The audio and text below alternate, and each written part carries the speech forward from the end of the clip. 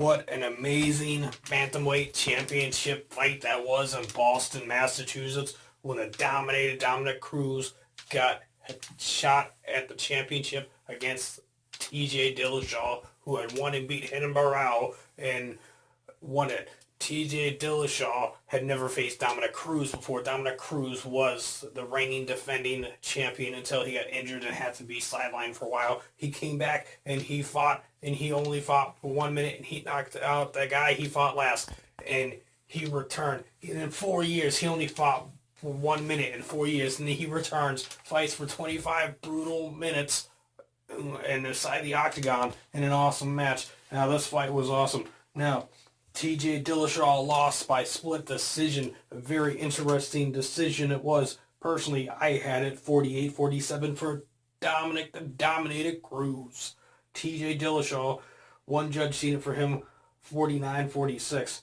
One judge seen it for Dominick Cruz 48-47. The other seen it for Dominick Cruz 49-46. Split decision. I was surprised it was a split decision. I thought it was going to be a unanimous decision, 48-47.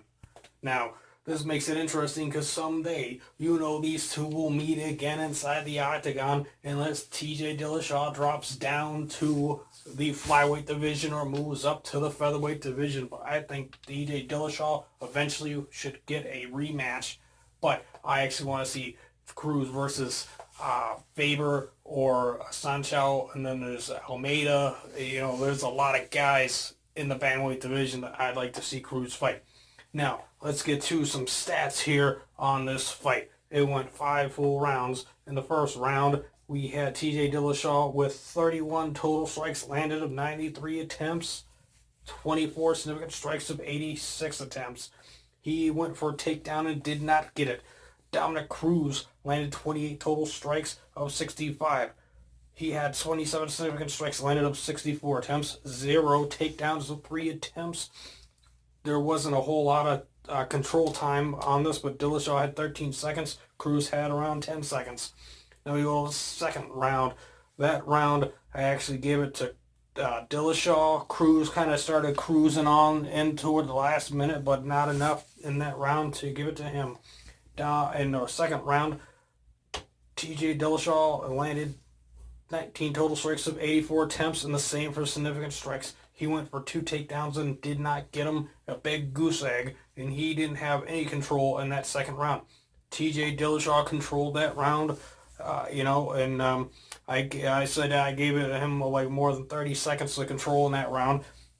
For total strikes, Cruz had 23 total strikes landed out of 60 attempts, 22 significant, 59 attempts. 2 takedowns of 2 attempts. The first time TJ Dillashaw was ever taken down in the UFC. Nobody had been able to take down TJ Dillashaw ever inside a UFC octagon. He was 100% defense takedown before coming to this fight, and the Dominator showed him what was up and showed him that he could take him down, and he did it 2 times. Now, in that round, definitely went to Cruz. For the third round, we go TJ Dillashaw, 29 total strikes of 85 attempts, and the same for significant. He went for a takedown and did not get it, a big goose egg again. And he had less than 10 seconds of control in that round. Cruz, I felt, had more than 45 seconds to a minute of control in that round. Total strikes for Cruz, 26 attempts. 26 total strikes of 60 attempts, and the same for significant. That round, I felt, went to Dominick Cruz, 2-1. Go to the fourth round, the championship round. We have TJ Dillashaw with 33 total strikes of 82 attempts, 20 significant strikes landed of 68 attempts with 1 takedown, with over a minute of control in the round. Dominick Cruz had 33 total strikes landed of 74 attempts, 24 significant strikes landed of 65 attempts. He went for 2 takedowns, and I gave him 1 takedown in that round.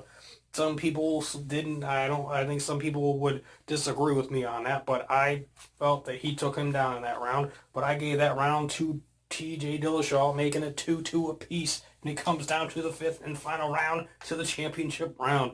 The total strikes landed for Dillashaw was 32 total strikes landed of 91 attempts, and the same for significant. He got no takedowns, a big goose egg, and he had no control. The same for Cruz, because there was no control on the ground.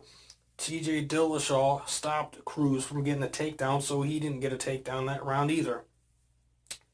Dominick Cruz landed 26 total strikes of 78 attempts, and I gave that round to Dominick Cruz due to him having a better percentage rates of landing to throwing them, and I felt he more dictated that round, even though he didn't. There was no takedowns and control on the ground, but he dictated and he controlled that round, in my opinion.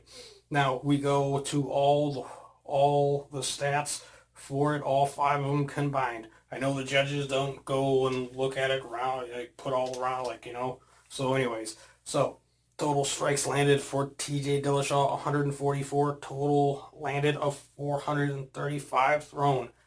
TJ Dillashaw landed 124 significant strikes of 414 attempts. He went for 5 takedowns and only got 1.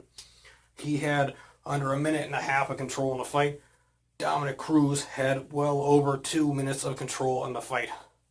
Dominick Cruz got 4 takedowns of 9 attempts. He landed 136 total strikes of 337 attempts. He landed 125 significant strikes of 326 attempts. Dillashaw lost because he threw more and landed less with the percentage. You know what I mean? Cruz landed more and threw less. He got 4 takedowns.